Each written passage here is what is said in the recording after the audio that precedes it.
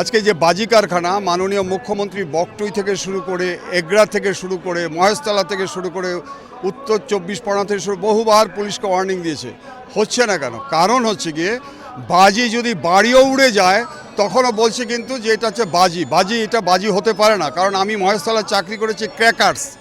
আপনি জানেন যে পলিউশন অ্যাক্ট অনুযায়ী বাজি যদি আজকে 64 ডেসিবেল হয়ে যায় তাও কিন্তু এটা বাজি বাড়তে পারে না, কিন্তু আজকে করছে কেন? কারণটা হচ্ছে এখন প্রমাণ করতে হবে যে এটা হাইলি এক্সপ্লোসিভ হলে এনআইএকে দেবে। এটা কে পারে? এটা একমাত্র স্টেট গভর্নমেন্ট পারে। এটা কে পারে? জনস্বার্থ মামলা হলে হাইকোর্ট পারে, আর হচ্ছে গিয়ে সেন্ট্রাল গভর্নমেন্ট পারে। এখন এটা নিয়ে দড়ি টানাটানি হওয়ার পরে মূল যে অভিযুক্ত সেই অভিযুক্তটা আজকে কিন্তু অ্যারেস্ট হচ্ছে না।